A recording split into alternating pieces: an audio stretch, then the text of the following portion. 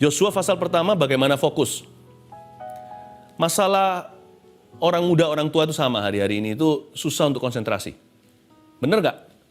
Yosua pasal pertama, ya sambil dibuka. Istilahnya apa hari-hari ini yang bahasa modernnya itu apa? Gagal fokus. Gagal fokus itu bisa fatal loh. Karena hidup ini pendek sekali. Jangan bilang kita ini hidupnya bisa 70-80 tahun, 90 bahkan. Itu pun sangat-sangat singkat. Nah, sangat mudah untuk waktu berlalu. Lalu kita sia-siakan kesempatan. Ada satu hal yang tidak ditebus Tuhan di Kalvari, namanya time. Kalau itu lewat ya lewat. Kita nggak bisa kembali yesterday. Yesterday nggak akan bisa kita redeem. Kita nggak bisa tebus. Karena itu jangan sia-siakan.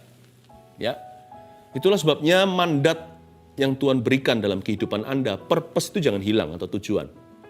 Destiny itu perjalanan. Jangan sampai kita tersesat, keluar dari rancangan Allah, gara-gara nggak bisa konsentrasi, banyak buang-buang waktu.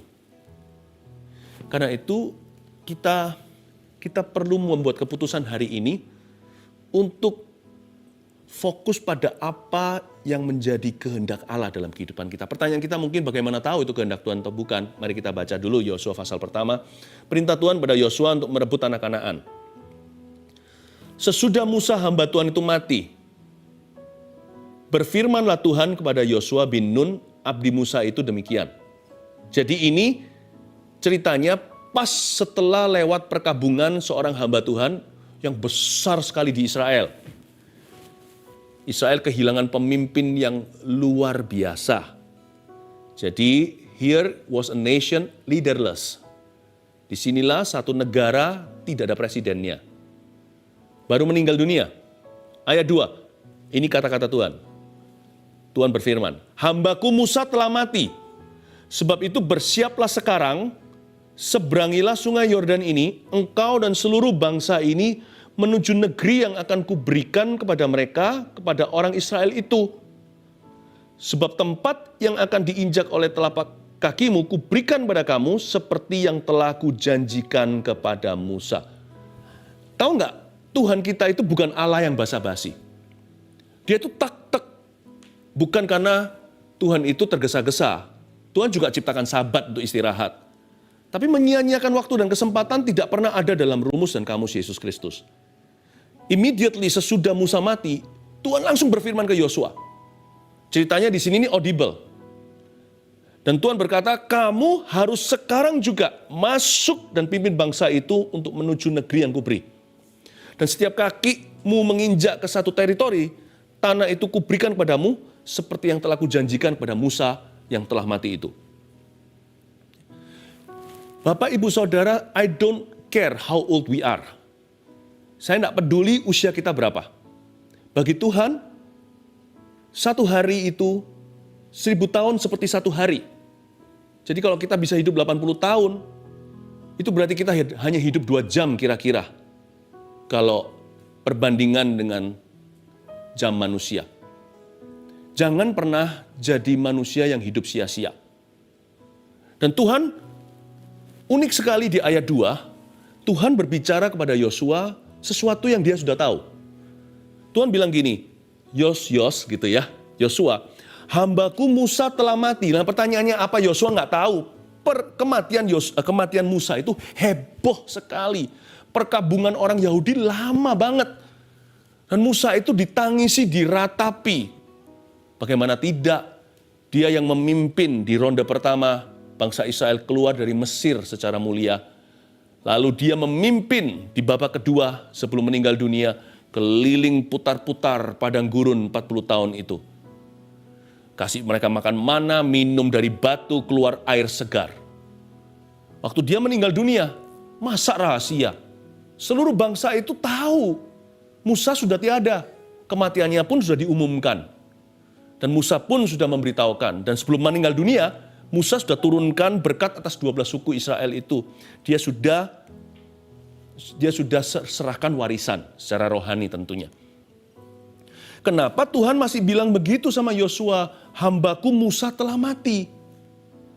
Bedakan ini, segala kejadian di hidup kita itu, kalau sekedar kalau sekedar kita tahu, itu hanya informasi belaka dan tidak ada kuasa. Ya aku tahu Tuhan itu baik. Ya aku tahu Tuhan bisa lakukan segala sesuatu. Ya aku tahulah dunia ini sedang gonjang-ganjing. Ya sekarang ekonomi lagi lesu. Itu pengetahuan. Tidak ada kuasa di dalamnya. Tapi ketika Tuhan yang mengucapkannya, berubah dari pengetahuan menjadi pewahyuan. Dan posisi Yosua yang mendengarkan firman Tuhan itu karena iman timbul dari pendengaran. Kalau tahu doang itu informasi, tidak berguna, hanya menambah pengetahuan. Tapi kalau dia terimanya dari Tuhannya, dari mulut Allahnya, manusia hidup bukan dari roti saja, tapi dari setiap kata yang keluar dari mulut Tuhan. Waktu dia dengar dari Tuhan, hambaku Musa telah mati, Yosua langsung berubah posisi. Sebelumnya dia hanya tahu itu sebagai pengetahuan atau informasi. Sekarang dia menerima authority. Waktu dia dengar firman itu dari mulut Tuhannya, Musa hambaku telah mati. Immediately dia menerima sebuah otoritas untuk berbuat sesuatu. Lalu turunlah perintah, turunlah mandat, pimpin bangsa Israel ke situ. Jangan jadi orang Kristen pengetahuan saja. Ya aku tahulah, nggak tahu ayatnya di mana, Alkitab pernah ngomong begini atau begitu. Cari wajah Tuhan saat teduh. Waktu kita buka halaman Alkitab ini dengan hati yang terbuka untuk mendengarkan suara Allah, mungkin kita pernah baca ayat-ayat tertentu, tetapi waktu kita membaca, sementara spirit kita terbuka, kita menerima pewahyuan. Padahal tadinya ini hanya pengetahuan, tapi menjadi pewahyuan dan pengurapan, kita berubah posisi secara rohani, bisa melakukan sesuatu terhadap ayat-ayat itu. Tuhan ingin memberimu kuasa kehidupan, bukan sekedar pengetahuan. Jangan hanya baca berita, lihat koran, atau dengar desas-desus di sini dan sana. Tanya Tuhan, apa firman-Mu untukku hari ini? Apa yang hendak Kau katakan ke dalam hidup saya dan keluarga saya? Tuhan, masa depanku, berbicaralah. Meskipun aku tidak tahu segala sesuatu, aku punya telinga untuk mendengarkan firman. Dan ketika aku dengar sesuatu dari mulut-Mu, mungkin aku ragu-ragu, ini aku atau Tuhan, ini suara hatiku sendiri, atau suara Roh Kudus, gak apa-apa. Tapi selama hatiku mencari, pasti ketemu. Mungkin awal mula ragu, dengan iman yang pas-pasan, Tuhan sanggup membuatmu maju. Pengetahuan itu tiba-tiba berubah menjadi pewahyuan. Tadinya kita hanya Kristen asal-asalan, setelah kita sungguh-sungguh mencari wajah Tuhan dan mencari suara Tuhan untuk menemukan kehendak-Nya, tiba-tiba kita merasakan ada sebuah kuasa kehidupan yang Tuhan berikan. Kok dalam situasi-situasi tertentu, dalam kondisi-kondisi yang kita alami, saya dulu itu pasif sekali, sekarang bisa berbuat sesuatu. Sekarang rasanya tiba-tiba saya tahu, saya harus berbuat apa? Sikap saya harus bagaimana? Tiba-tiba seperti ada kekuatan, entah dari mana. Padahal tadi waktu saya dengar suara Roh Kudus, saya masih mereka-reka, kira-kira ini suara Allah atau suara saya? Tapi iman saya bertumbuh. Lalu mulai kita lihat terobosan demi terobosan. Koneksi-koneksi ilahi mulai terjadi. Kok bisa ya, aku ini serba kebetulan. Sejak aku benar-benar mencari Tuhan dan kembali kepada jalannya. Ketika aku sungguh-sungguh untuk mencari wajah-Nya, kayak ada tuntunan gitu di hidupku. Aku selalu ditemukan di waktu yang pas dan tepat, ketemu dengan orang yang tepat, di saat yang tepat, untuk tujuan yang tepat. Semua itu bukan kebetulan. Ketika rohmu menerima pewahyuan, bukan hanya otak menerima pengetahuan, something will happen in your life. You receive authority. Anda akan menerima otoritas. Dan tiba-tiba Anda bukan menjadi korban lagi kehidupan. Anda menjadi partnernya Tuhan, mitranya Tuhan, untuk berjalan dalam rencananya. Yosua mengalami something great di ayat 2. Ketika dia berkata, terima dari Tuhan, hambaku Musa telah mati. Bergetarlah dia, okay Lord, what should I do? Apa yang harus kulakukan? Pergi, pimpinlah bangsa ini masuk ke tanah perjanjian. Seperti aku menyertai Musa, aku menyertaimu. Setiap tanah yang kau injak, kuberikan padamu. Wow! Seorang ex-slave. Yosua kan juga ada di situ zaman Musa memimpin bangsa Israel keluar dari Mesir. Dia ini termasuk para budak Firaun berubah menjadi seorang jenderal iman. Tuhan mau mengadakan transformasi itu dalam hidupmu. Semua dimulai dengan saat teduh. Jangan remehkan itu. Gua udah tahu. Pengajaran Kristen tahu, dengar khotbah juga pernah. Tapi Tuhan mau beritahu yang mungkin Anda sudah tahu. Tapi waktu keluar dari mulut Tuhan, bukan kontennya yang perlu. Kontennya Anda sudah mengerti. Tapi sumbernya yang mengatakan itu mengurapimu. Jangan remehkan menerima satu pewahyuan yang Anda sudah tahu sebelumnya. Tapi kalau hari ini diberikan, itu fresh dari Tuhan. Itu mengandung urapan. Dan itu memberi otoritas kehidupan untuk Anda menjadi mitra Tuhan. Maka itu jadilah pelaku firman. Jangan hanya jadi pendengar saja. Amin. Ayat yang keempat. Dari padang gurun dan gunung Libanon yang sebelah sana itu, sampai ke sungai besar, yakni sungai Efrat, seluruh tanah orang Het, sampai ke laut besar di sebelah matahari terbenam. Matahari terbenam di sebelah mana? Sebelah barat. Semuanya itu akan menjadi daerahmu. Ayat 4 biasanya kalau kita baca ayat, kita lalui aja. Karena ini geografi, tidak semua orang sih tertarik. Apa itu Gunung Libanon lah, yang sebelah sana sampai sungai besar, sungai Efrat, tanah orang Het, laut besar, sebelah matahari terbenam. Kita hanya baca aja seperti tempat-tempat lokasi-lokasi. No. Tuhan mau kita dalam roh kita tahu secara spesifik bahwa kita pasti akan menang pada akhirnya. Catat ini nomor 1. Poin pertama, bagaimana fokus. Orang susah fokus kalau pikirannya pendek. Ya. Orang baru bisa fokus kalau dia bisa lihat visi ke depan itu jauh sampai penggenapan. Di dalam dunia Yesus beda dengan di dalam dunia. Di dalam dunia ini wait and see. Coba lihat seperti gimana pasar menunggu. Investor pun menanti. Ini dilepas atau enggak? Kalau lagi panik secara ekonomi, semua orang beli komoditas tertentu. Atau mereka amankan harta mereka dengan cara-cara yang dapat diprediksi atau ditebak di dunia ini. Kalau dalam kamus Yesus enggak ada wait and see. Iman tidak kenal lihat dulu. Iman itu tahu dulu. Karena itu tanpa visi liarlah rakyat kan? Dibutuhkan visi jangka panjang. Sekalipun kita nggak tahu anak tangganya bagaimana, karena itu semua tuntunan Tuhan, manusia hanya tahu kesusahan sehari untuk sehari.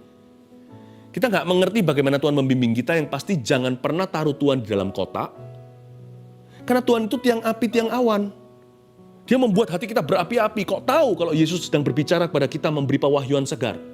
Roh kita itu menyala. Lalu tiang awan, dia akan bergerak. Kadang-kadang dia berhenti. Dia akan tuntun kita dari satu tempat ke tempat berikutnya dalam rancangannya. Tetapi orang yang ikut Tuhan tidak mungkin dibuat buta. Musa nggak tahu gimana masuk ke sana, tapi Tuhan sudah beritahu tempat-tempat itu akan menjadi milik bangsa Israel. Taulah secara pasti, jangan kira-kira atau maybe. Jangan ya mungkin lah ya. Ketahuilah secara pasti, yakinlah secara sempurna. Imanmu tidak harus besar, tapi harus utuh. Kalau kita mau bisa fokus dengan perkara-perkara yang Tuhan perintahkan dalam hidup kita, kalau kita mau fokus kepada perkara-perkara yang sesuai dengan rencana Allah dalam diri kita, kita harus tahu secara sengaja bahwa kemenangan Tuhan sudah sediakan. Karena itu tulis poin nomor 1. Tahu kita pasti akan menang. Saya nggak tahu gimana caranya. Dalam doa saya selalu berkata begini, I don't know how, but I know whom I've believed in, and I'm persuaded that He's able to keep that which I've committed unto Him against that day. Terjemahnya kira-kira begini, aku tidak tahu bagaimana, tapi aku tahu kepada siapa aku percaya, dan aku yakin Dia sanggup memelihara dan menggenapi rencananya hingga pada hari H ketika Dia datang kembali atau saat aku mati. How-nya kita tidak ngerti, who-nya kita harus tahu.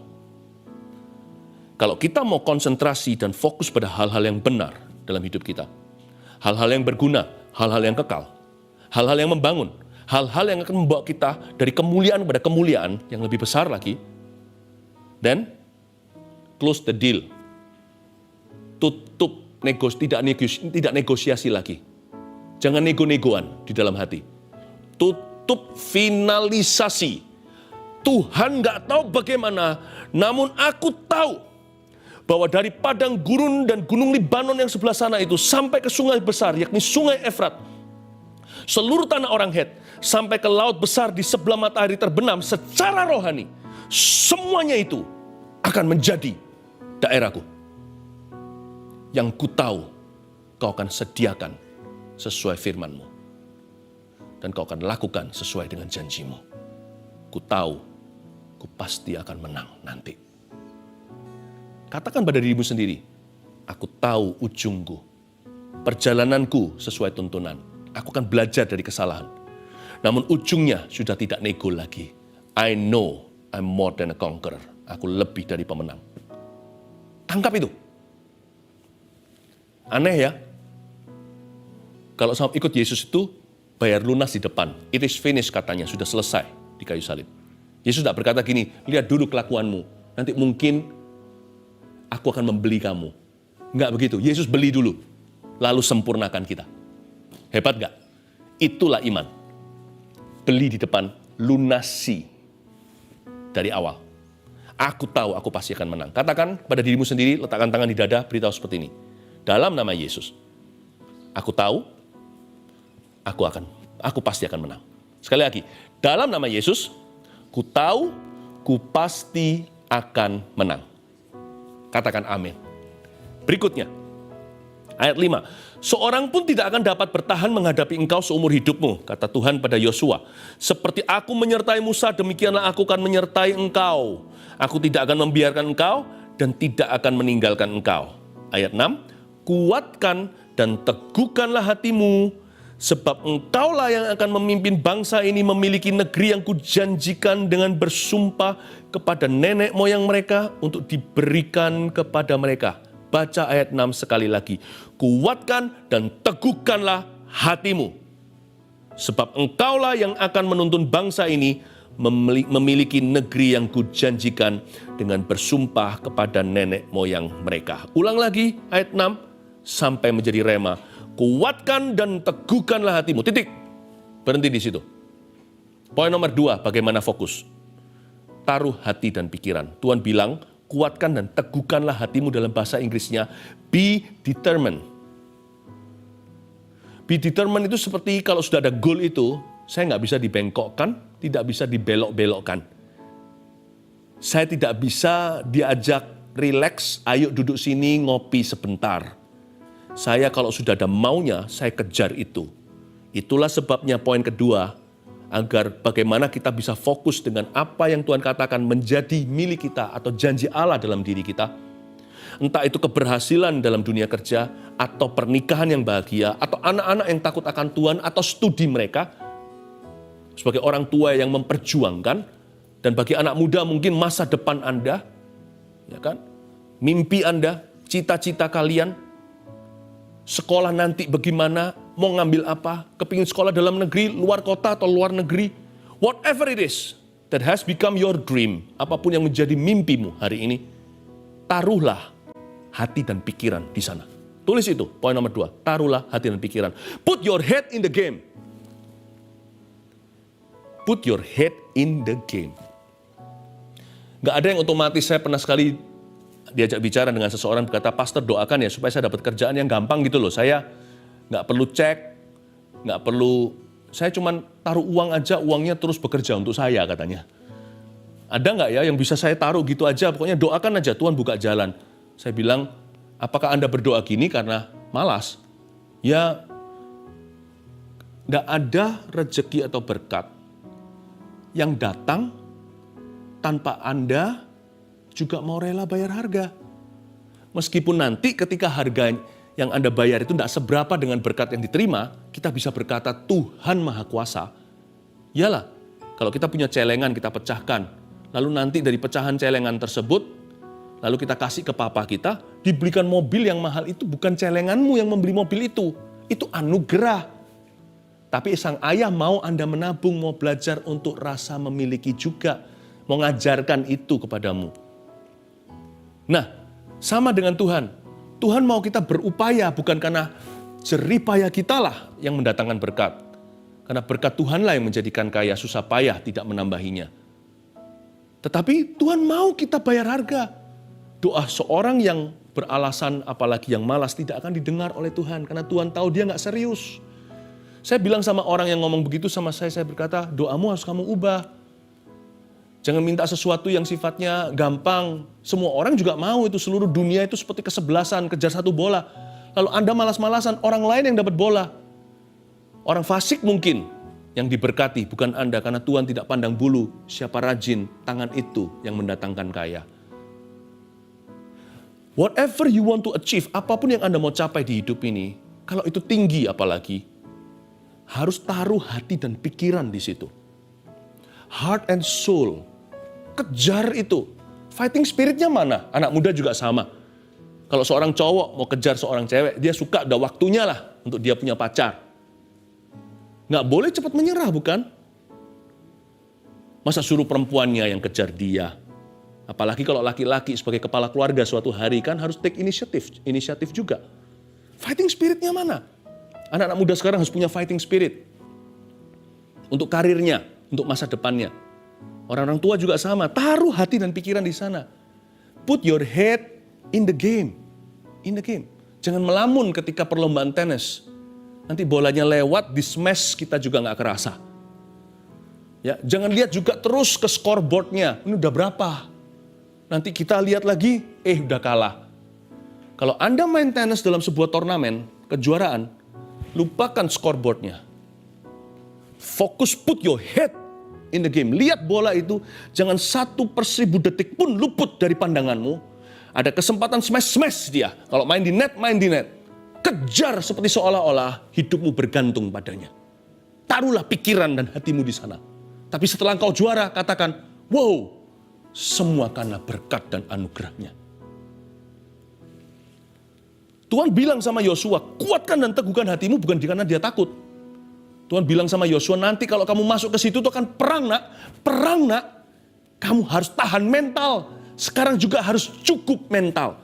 Aku menyertaimu seperti aku menyertai Musa.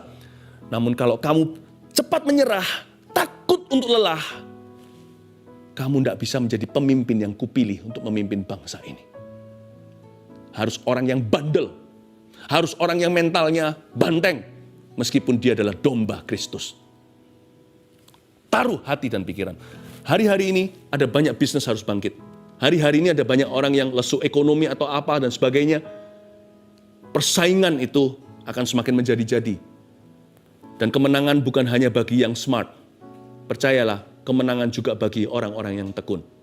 Apapun yang Anda kejar, bukan hanya ekonomi, termasuk hubungan. Kalau Anda mau hubungan Anda pulih, Anda harus kejar pemulihan. Taruh hati dan pikiran di sana. Investasi waktu, investasi doa. Jangan lupa bawa itu ke hadapan Tuhan saat teduh. Dan ketika keluar dari kamar doamu, kejar seolah-olah hidupmu bergantung padanya. Tuhan suruh kita punya fighting spirit. Yang terakhir, hanya kuatkanlah dan teguhkanlah hatimu dengan sungguh-sungguh. Ayat 7. Bertindaklah hati-hati sesuai dengan seluruh kaum hukum yang telah diperintahkan kepadamu oleh hambaku Musa. Janganlah menyimpang ke kanan atau ke kiri supaya engkau beruntung kemanapun engkau pergi. Ayat 7. Hanya kuatkan dan teguhkanlah hatimu, diulang lagi, dengan sungguh-sungguh. Lalu ditambahin, bertindaklah hati-hati. Bukan hanya kuatkan dan teguhkan, tapi hati-hati juga. Dan jangan menyimpang ke kanan dan ke kiri. Ada tambahan instruksi. Hati-hati dengan yang namanya distraction.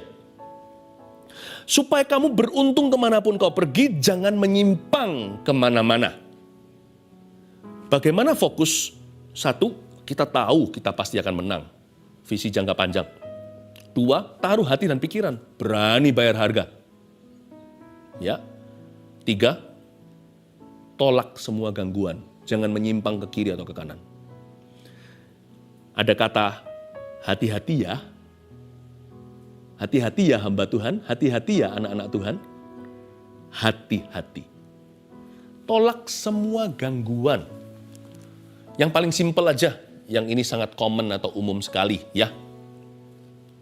Saya mendapati, mungkin pengamatan saya relatif atau tidak berlaku buat semua orang entah. Tapi bagi saya secara pribadi itu sangat relevan sekali. Applicable. Kalau saya sedang di kantor, saya sedang memikirkan sesuatu dan sebagainya, saya dapati ya, ini sebuah eksperimentasi pribadi, kalau HP saya yang dipakai untuk kerja kan juga ada app-app yang lain, yang mungkin ada ya foto lah, sosial media dan sebagainya. Kalau saya biarkan dia menghadap ke atas, lalu nyala terangnya gitu, itu saya kurang brilian dalam memikirkan. Saya temukan, entah kalian gimana, pernah nggak merasakan gitu? Saya balik. Tiba-tiba ide bermunculan. Nggak salahin handphone sih, salahin saya. Saya ngerti apa yang mengganggu saya. Saya masukkan ke tas saya, tas kerja saya singkirkan. Tapi saya nggak matikan, mungkin kalau keluarga perlu cari saya nggak matikan. Tapi ketika saya tutup itu dan jauh, tiba-tiba selesai banyak kerjaan. Simple aja. Kadang-kadang kita juga nggak boleh terlalu kecanduan dengan apps-apps tertentu. Meskipun itu nggak apa-apa sih, oke-oke aja. Tapi saya perhatikan kita bisa jadi orang yang di dunia sendiri. Lalu susah untuk connect gitu. Nah kesempatan-kesempatan ketika tiba bisa mudah berlalu. Kalau kita tidak hati-hati, kita sedang bengong sendiri. Jadi ini bukan masalah right or wrong atau dosa. Segala sesuatu halal bagiku, tapi tidak semua berguna, kata Paulus. Semuanya bisa oke-oke aja, nggak semuanya itu selalu perkara tentang dosa atau bukan. Tetapi ada hal-hal tertentu itu yang mengganggu. Karena itu tolaklah semua gangguan. Beberapa gangguan lagi yang saya bisa sebutkan sekarang di luar kepala, katakanlah perkataan orang yang tidak sesuai dengan firman. Ngapain dipikirin? Mikirin terus orang ngomong apa, tetangga ngomong apa. Malah kita nggak bisa melihat ke jalan raya, malah perhatiannya ke selokan. Tapi yang pasti ya, sesuai firman Tuhan, tanggalkan semua beban dan dosa yang merintangi. Dosa itu sangat merintangi. Kalau kita mau pernikahan yang bahagia, kalau kita mau karir yang sungguh-sungguh menonjol, hati-hati hindari a career ending sin, atau dosa yang pasti selalu mengakhiri karir seseorang. Dosa apa? Dosa perselingkuhan contohnya, atau perzinahan. Ya. Presiden pun turun gara-gara itu. Tak terkecuali hamba-hamba Tuhan, orang-orang Kristen juga. Jadi, tolaklah semua gangguan. Tuhan bilang sama Yosua, aku tidak memanggilmu jadi jenderal sehari atau menjadi pemenang sementara. Aku mau kamu menjadi lebih dari pemenang, berarti menangnya itu langganan dan terus-menerus sampai Tuhan datang. Tolaklah semua gangguan. Ayat 8, janganlah engkau lupa memperkatakan kitab Tauratku ini, tetapi renungkanlah itu siang dan malam supaya engkau bertindak hati-hati sesuai dengan segala yang tertulis di dalamnya. Sebab dengan demikian perjalananmu akan berhasil dan engkau akan beruntung. Ya, sumber pewahyuan dan otoritas kita seperti ayat pertama, kedua yang saya sebutkan tadi. Ketika sebuah informasi, tapi kalau munculnya dari mulut Tuhan menjadi pewahyuan dan sehingga kita menerima authority atau otoritas kehidupan untuk melakukan sesuatu bersama dengan Tuhan, sumber otoritas dan pewahyuan itu tiada lain adalah Alkitab dan Roh Kudus. Jangan jauhin. Kalau Anda mau beruntung.